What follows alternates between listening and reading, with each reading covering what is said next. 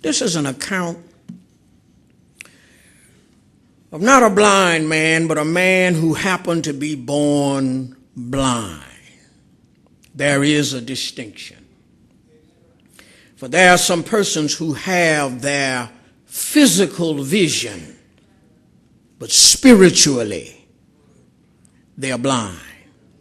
It is the difference between having sight and having insight.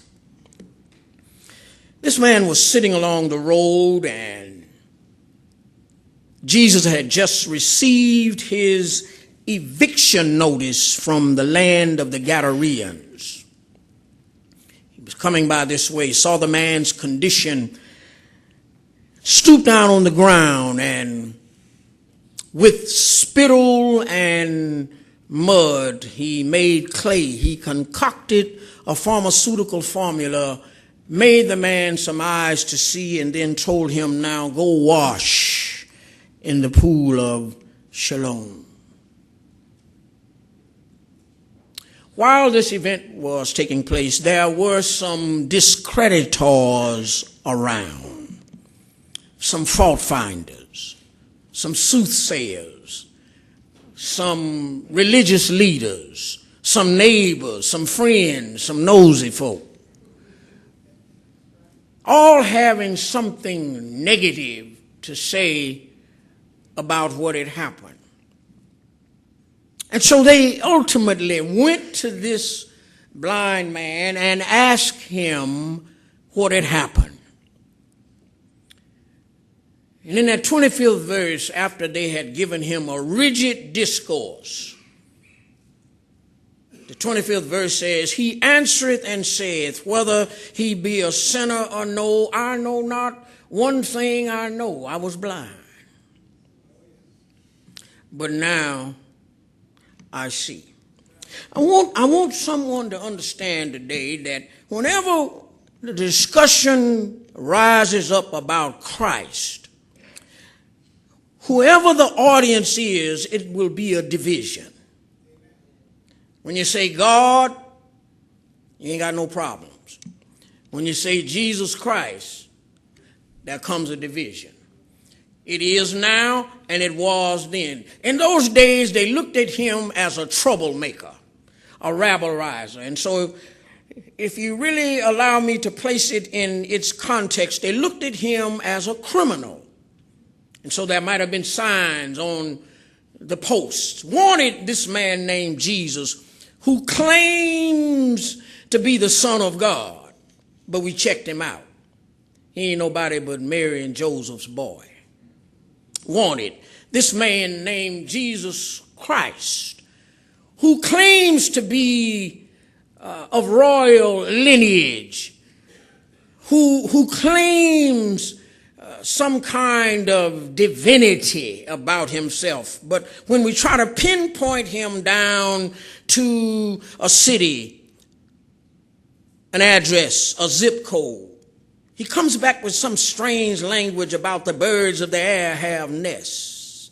Foxes of the ground have holes, but the Son of Man hath nowhere to lay his head. Wanted this man named Jesus, who is perverting the nation, healing on the Sabbath. And so they said to this man, we know that God is a worker of miracles, but we don't want to hear anything about this Jesus. So tell us, what is it that happened to you? He said he made some clay, put it on my eyes, and told me to go wash. So where did this fella Jesus come from? I don't know. Well, where is he going?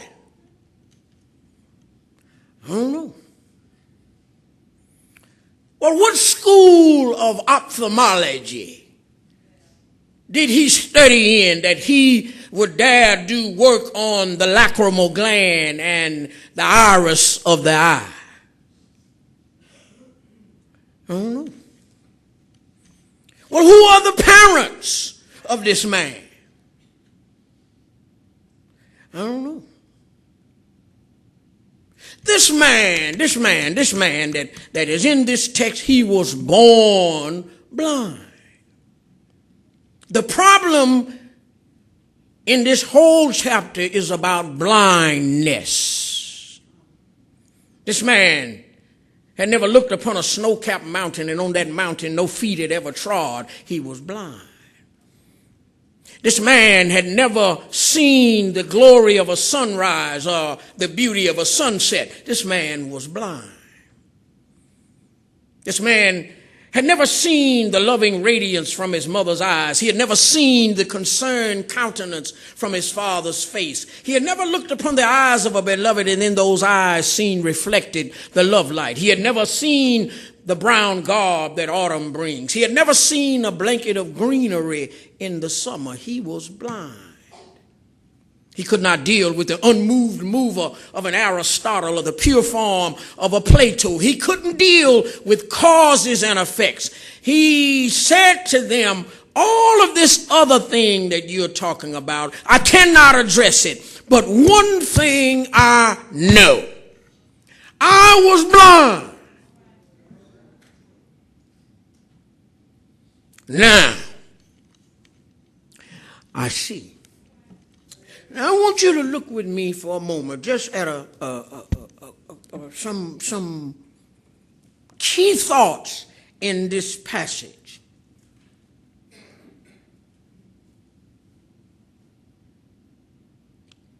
Most people in this text missed the message of the miracle.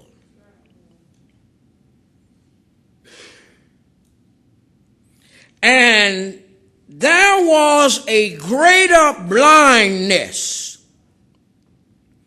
present in the lives of the people than it was in the man that Christ healed. Because the man that Christ healed was only physically blind. Now, the first thing that I see in this passage is this man is sitting along the road. And here's a perfect display of the grace of God. The man born blind could not and did not see Christ. He didn't see him, but Christ saw him. Saw him, had compassion on him. He came to him, healed him without being asked to do so. 18 of the 33 miracles Christ performed were requested. But 15 of the 33 miracles Christ initiated on his own. This passage is one of the 33 miracles that Jesus was asked to do nothing. That ought not to sound too far out of character for him, because one of the statements of his purpose of mission says, the Son of Man is come to seek and to save that which was lost. A lot of people said, I'm looking for God. Or they even go on to say, I found God. I said, where did you find God? God ain't ever been lost. So we don't find God. God finds us. Wherever we are, and thank God, he meets us. This is bad English, but he meets us where we are at. And I thank God about that. Now, there are several persons here that had problems with what had taken place. The first ones that had problems with what took place here were the disciples.